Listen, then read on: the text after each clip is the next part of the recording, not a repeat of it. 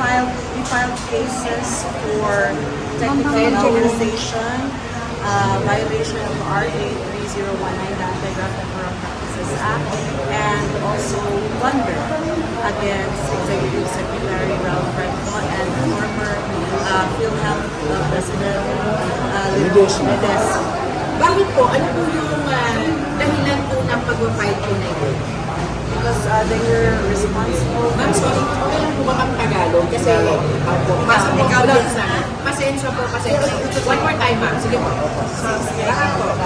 Well, actually, tungkol po ito sa 60 billion na pinashed from the National Treasury ginamit sa ibang purpose other than the original purpose ban. So, under the decision of the Supreme Court, illegal po yung pag-transfer. Kaya ang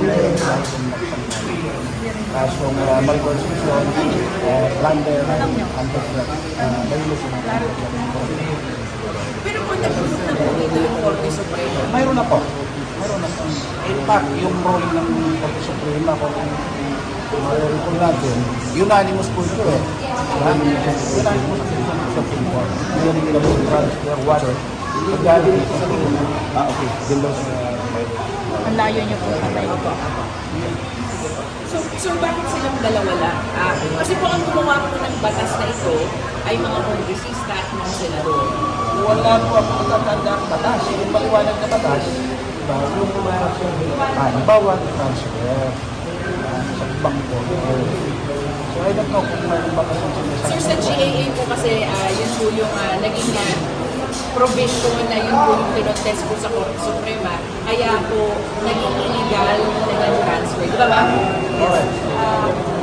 The reason na sila dalawa is it's because si Executive Secretary Recto, siya ang nag-issue ng memorandum circular to have it really the reserve fund, which is supposed to be in the nature of a trust fund for the purposes of answering the PhilHealth claims of patients, was transferred and then nilagay doon sa treasury to answer for those appropriations. And then si Ledesma was then the President and CEO of PhilHealth. Reaction na lang po ito sa Supreme Court said na walang criminal liability si Technical Secretary. Wala po. Tatandaan na sinabi ng Suprema na walang criminal liability. Very clear po yung batas natin. Sir, nasa decision po ng Korte Suprema. Technical malversation. Maliwanag po na may violation. So that is the basis of our complaint. sa akin din lang, yung decision ng Supreme Court was based on the case or petition file to have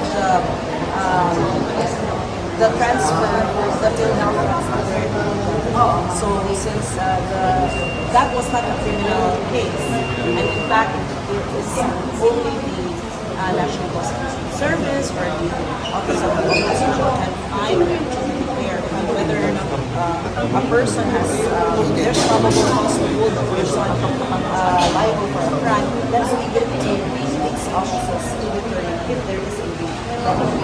And if I may add, no, ladies and gentlemen, yung desisyon kasi ng Korte Suprema, yun, it became the premise of our case. Kasi yung desisyon ng Korte Suprema is just the constitutionality of the transfer. Walang nakaakibat na criminal case or liability, no? At ang pinunto ni Ma'am kanina, ano lang yun part lang yun ng mga concurring at mga dissenting opinions. When in fact, it was a unanimous vote na it was unconstitutional. So kaya nga, nandito kami sa Ombudsman para maghain ng mga reklamo na yan. If I may include, meron ding grave misconduct, no? Na hindi na-mention ni Attorney Irene, para ma-determine ng Ombudsman ang criminal liability ng dalawang administrative liability, no, ng formerly or now DOS Secretary at yung PhilHealth CEO and President. Sir, when you file po kasi blunder, para po mapatunayan po yan sa korte, kailangan po may main blunderer. Isa po yan sa hinanap po ng Korte Suprema po noon. Dito po sa kaso po ito, sino po ang main blunderer at bakit po? Actually, ang plunder component dyan, by virtue of his position, si DOF Secretary Recto. Kasi siya yung nag-implement kung sinasabi mo kanina na Special Provision Number 1, specifically paragraph E at yun, o paragraph D, kung saan lilikumin yung mga reserve funds ng mga GOCCs. Base doon, kaya sabi niya, inutusan daw siya ng legislators, no? Kaya nag-implement siya ngayon ng circular. At kahit labag sa batas ng PhilHealth Charter at ng Universal Health Law, the mere circular ay yun ang nag-violate kasi specific yung PhilHealth Charter. Ang reserve funds is for the expansion of benefits of the members or the reduction of the contributions of the members. Yung Universal Healthcare Act, ganun din. Dapat ang reserve funds ay idideposito mo sa mga interest-bearing government bonds or corporate bonds. Hindi i-align doon sa program funds. Kasi nga, the tenet of the law, the spirit of the law is universal coverage. Meaning, lahat tayo should be covered by PhilHealth. Paano ngayon yan? Instead na maghahanap sila ng pondo para tustusan ang 178 billion na kailangan para makover lahat ng mga Pilipino, kinunan pa nila ng 60 billion. That was supposedly 89.9 billion eh. 60 lang yung na-transfer.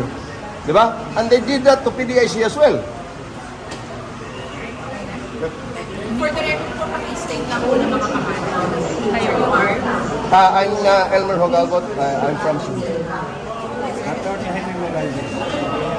Kuyang Ibi, sa vloggers pa, hindi pa tapos. Ibi!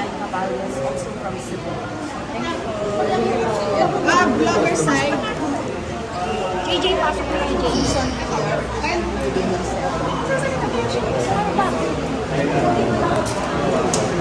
Hindi ko na po sila.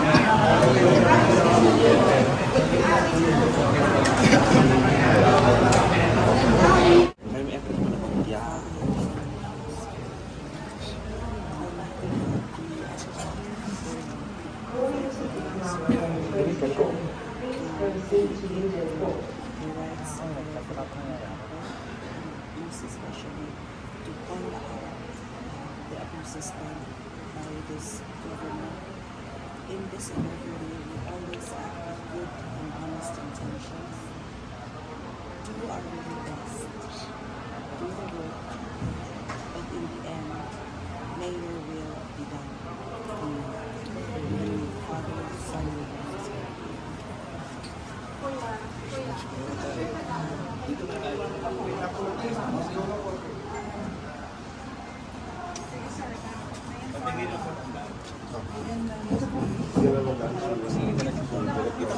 Thank you.